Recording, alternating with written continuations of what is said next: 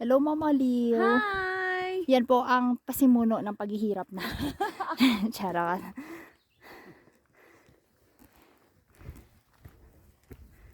Yan.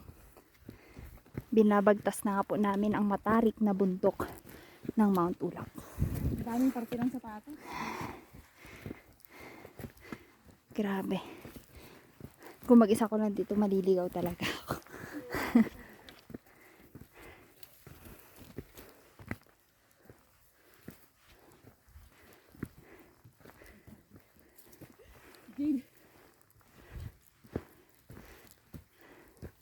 Ayan, nakikita na po natin ang ating mga hikers na talagang pagod na pagod dahil po sa first part ng ating hiking to Mount Tapulao. Ayan. Very rocky po yung part na yun na nasa baba. Wala na rin akong energy para makita. Tignan naman yung tita ko. Ayan, energetic na energetic. Tignan. Tita, hi! At yung naka-asul po na bandino ba yun? Yung sa ulo is aming tour guide. Ayan.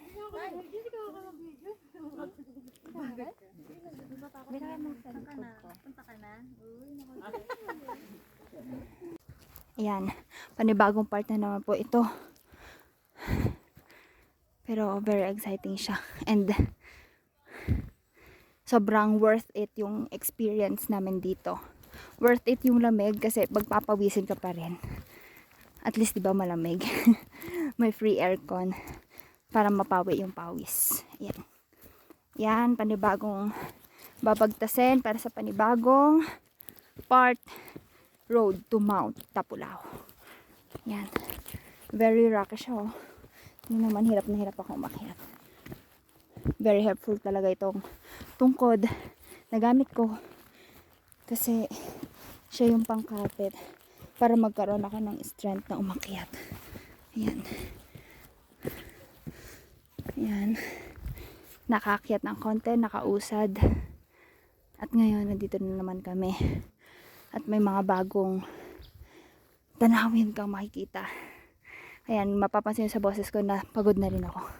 Dahil konting akyat mo lang, talagang papagurin ka. Ayan.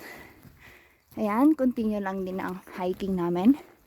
So, itong part na to is sulit pa, okay pa. Mamaya pa yung mas matarik pa dito. Ayan. Mas okay to kaysa kanina dahil yung kanina very rocky and magkakaroon siya ng clay. I mean putik. So may tendency na madulas ka talaga kanina. Ayan. Hello, City of Pines. Ayan. Nafe-feel na talaga natin ang presence ng Baguio. Ayan. So ayan. Sunrise para sa panibagong umaga, panibagong hamon papunta sa Mount Ulap. Ayan, continue lang din ang paglalakbay namin.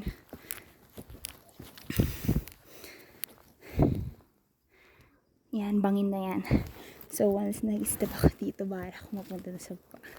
So dapat very careful ka sa pag-akyat dito. Yan. Saya.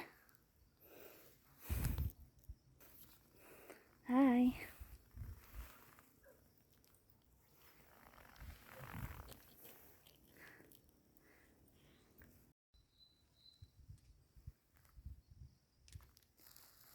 Hello, sunshine. Ayan.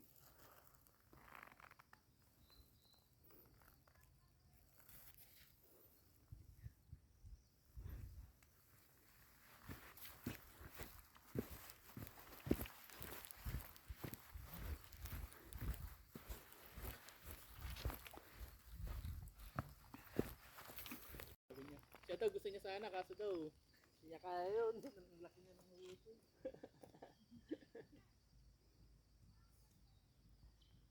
Ayan, panibagong energy na naman po ang nakikita natin sa ating mga hikers with ray of sunshine. Ayan. Maingay pa, mamaya hihingal na naman. Katulad nito, papis-pis maya, hindi na makalakad. Yan.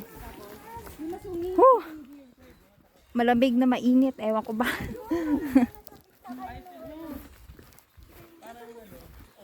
Hello, Ate Lynn.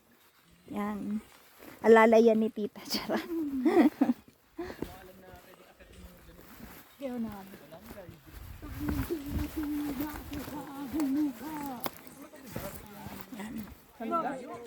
Woo! Enjoy! First time ko mag-hike dito. And first time ko mag-hike sa bundok. Hanggang Puod Bato lang talaga ang kinaya ko noon.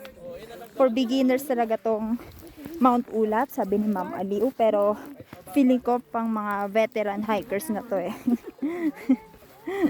Yung mas marami pa dapat ang lakad kesa sa pahinga. Pero this time, mas marami ang pahinga kesa sa lakad. Kaya talaga matatagalan kami bago namin mapuntahan ang rurok ng Mount Ulap na main goal ng pag-hike namin today.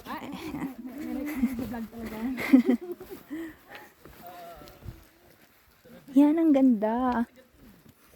Minsan mafe-feel mo na para ka nasa oven, tapos mamaya freezer naman, di ba? So, mala twilight talaga yung ambience ng Benguet. Hinihintay ko na lang sa Edward tsaka si, ako po, sa Edward and si Jacob. Ayan. Lakas, maka-twilight ambience. Oh my God. Isang hakbang patungo sa Mount Ulap. Ayan. Ang pisimuno ng lahat, si Ma'am Aliu. Yan, ako na. Sabi ko sa'yo nung pagkatapos mo Ayan, survive na walang kahirap-hirap. Ayan. Another part, road to Mount Ulap. Yan. Panibagong tanawin na naman po ang makikita natin. From this to this. Ayan. At ang magandang part dito is sineselebrate namin ang Independence Day, kaya kami nandito. Araw ng kagitingan, araw ng kalayaan. Kaya naman talagang ma-enjoy mo ang vacation. Yun nga lang, Sunday and bukas, pasok na naman. But the most important is, na-experience namin ang ganitong pag-akyat sa Mount Ulap. And lalo na sa akin dahil first time kong umakyat sa bundok. Kaya naman memorable tong day na to para sa akin. June 12, 2022. Ayan, unti-unti na po namin binabagtas ang daan patungo sa Mount Ulap. Pero malayo pa po talaga kami doon dahil 8 kilometers talaga ang kailangan naming tahakin. At ngayon ay nasa 1 kilometer pa lang kami. 1.5 kilometer kung susumahin natin. Almost 2K na siguro or nasa 2K na rin. Ayan. Ayan si Ma'am Aliu. Ang may watawat sa bag. Ayan. Ayan. Wow! Ito yung kahit pagod, worth it kasi yung tanawin, sulit. Sulit talaga. Kasi walang patapon, walang basura, malinis. Grabe. Ito talaga yun. Ayan na!